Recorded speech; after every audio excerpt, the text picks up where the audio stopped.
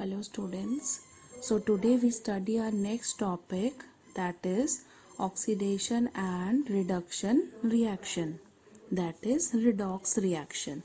We combinedly call them as redox reduction. So what are these oxidation and reduction reactions? The chemical reactions involving addition of oxygen and removal of hydrogen are called oxidation reactions.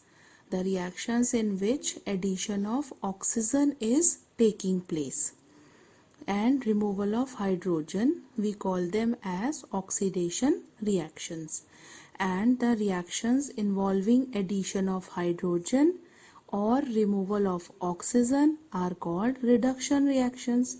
So oxidation simply means addition of oxygen and reduction means removal of oxygen. And when these both oxidation and reduction reactions occur at the same time, we call such reactions as redox reactions.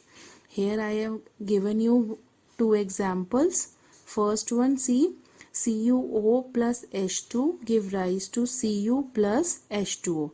So here CuO converts to Cu, means oxygen has removed. So what has taken place? Reduction. Removal of oxygen is reduction.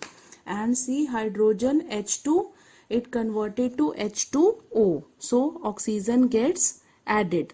So here oxidation has taken place. So it is a reaction in which both reduction and oxidation has taken place. So it's an example of redox reaction.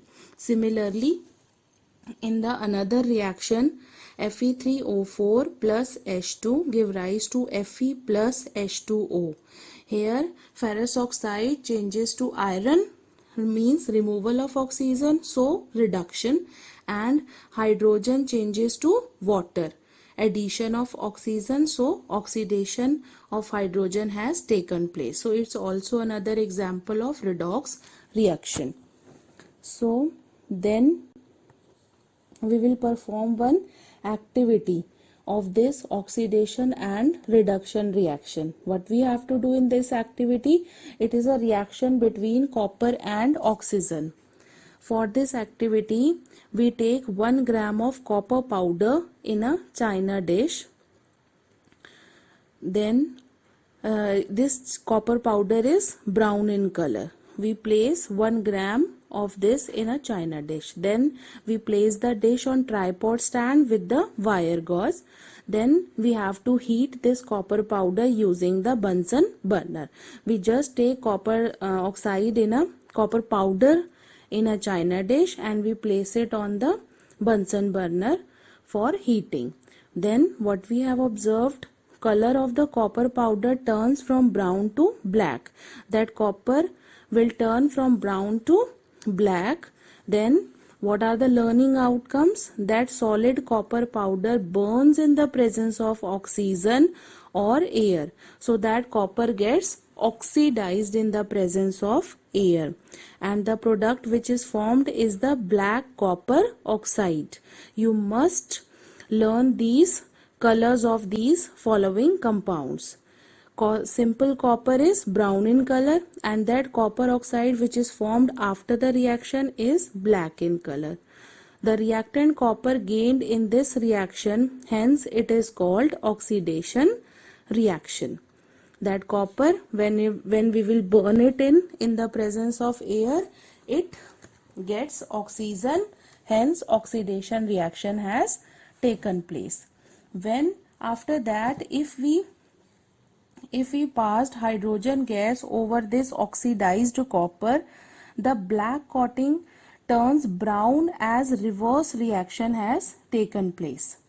Means if we pass over hydrogen gas over this black CuO, then Cu again converted to copper and formation of water has taken place. So here removal of oxygen means which reaction has taken place? It is reduction. Removal of oxygen is reduction.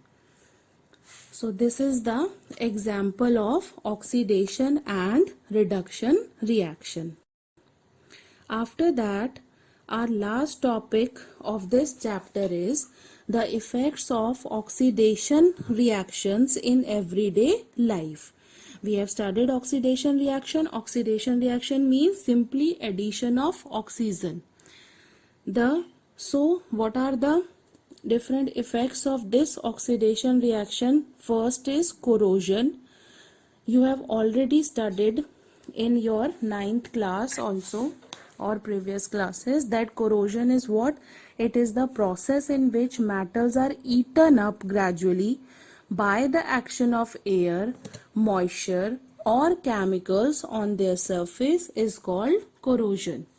For example, formation of metal oxides on metals like iron, rust, black coating on silver items, green coating on copper items. So, therefore, rusting is also an example of corrosion. Rusting takes place on iron items, and silver is also a metal. So, its corrosion takes place by forming a black coating of silver oxide on its surface, and on copper items there is green coating. So all these are the effects of oxidation reaction. Then it causes the damage to car bodies, bridges, iron railing, ships and all objects that are made up of metals, especially those of iron. So these are the effects of corrosion on various iron items.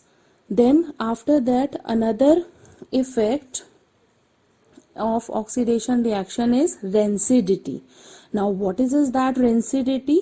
It is the spoiling of food materials due to the slow oxidation is called rancidity. Now corrosion is in the case of metals. Now rancidity is also example of oxidation reaction, but in food particles or food materials. The spoiling of food particles due to slow oxidation, we called it as rancidity. For example, when fats and oils are oxidized, they became rancid and their smell and taste change. Sometimes when we doesn't cover our food, it kept in open, so that food will absorb air or moisture or get oxidized. After that it become rancid and their smell and taste also changes. So to avoid this, we must keep our food in airtight containers, which will help to slow down the process of oxidation. Therefore, chips manufacturers usually flush bags of chips with nitrogen gas to prevent the chips from getting oxidized. That's why we see that the packets of various food items are usually having nitrogen gas in it, which prevent the food items from getting oxidized. So these two are the effects of oxidation reactions which we will see in our everyday life. So now our first chapter of chemistry, chemical reactions and equations has completed. Now we have left with only NCERT blue box questions and back exercise, which we will discuss in another lesson. Okay, thank you.